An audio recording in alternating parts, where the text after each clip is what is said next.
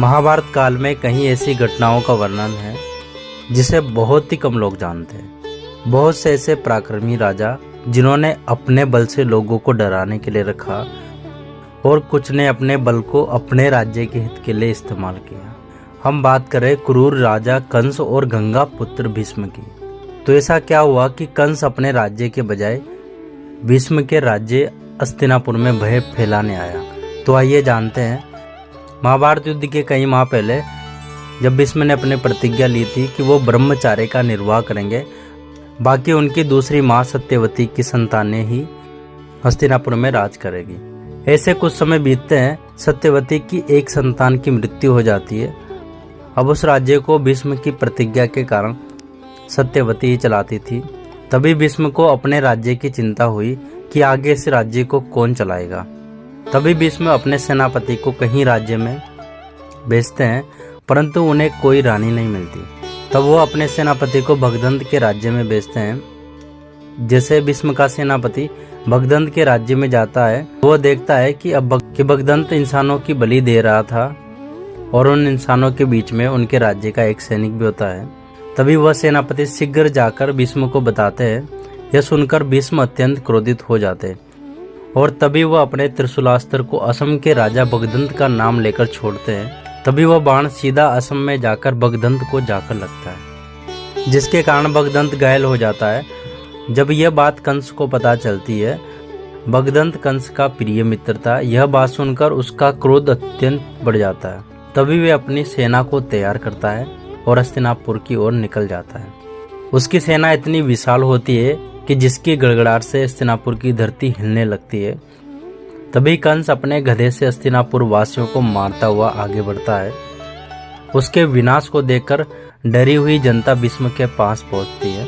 तभी वह भीष्म को बताते हैं कि हमारे राज्य में क्रूर राजा कंस का आगमन हुआ है, जो बिना कारण हमारे राजवासियों की हत्या कर रहा है। तभी भीष्म अपने मंत्री के साथ महल के सबसे ऊपरी भाग से देखते हैं। वह 2 अक्षौणी सेना होती है।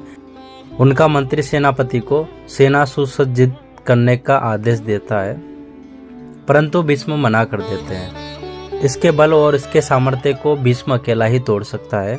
तभी भीष्म अपने अश्व पर सवार होकर कंस की तरफ आगे बढ़ते हैं। तब कंस अपने बल को दिखाने के लिए अपना गदा धरती पर मारता है, जिसके कारण धरती हिलने लगती है और भीष्म का घोड़ा भी उसकी गूंज की वजह से आगे नहीं बढ़ता। यह देखकर कंस कहता है, क्या हुआ भीष्म, अभी से भय लग गया। भीष्म बिना कुछ कहे अश्व से नीचे उतरते हैं और धनुष को उठाते हैं और जोर से प्रत्यंचा खींचते हैं और छोड़ते हैं। इसकी गूंज इतनी तेज होती है जिसके कारण कंस के सैनिकों के सारे घोड़े उछलने लगते हैं और कंस का छत्र भी नीचे गिर जाता है। तभी भीष्म कहते हैं कि क्या हुआ कंस। यह सुनकर कंस में इतना क्रोध बढ़ जाता है।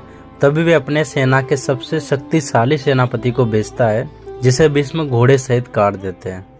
उसकी मृत्यु देख कंस अपनी सेना को सुसज्जित करता है और कहता है कि इसके शरीर का एक एक हिस्सा काट कर ले आओ।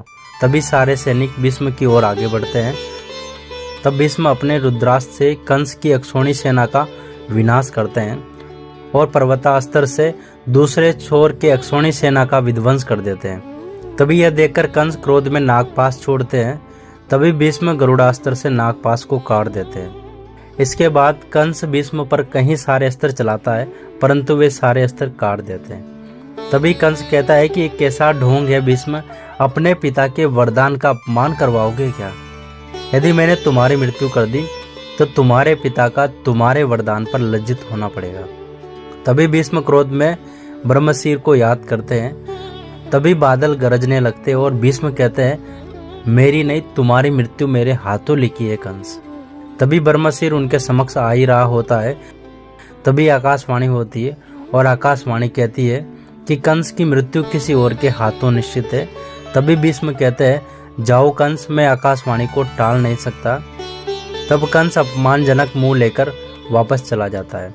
तो दोस्तों, अगर आपको वीडियो अच्छी लगी तो वीडियो को लाइक करें और चैनल को सब्सक्राइब करें और बेल आइकन को दबाना ना भूलें, ताकि आने वाली ऐसी हर एक वीडियो का नोटिफिकेशन आपको सबसे पहले मिल सके।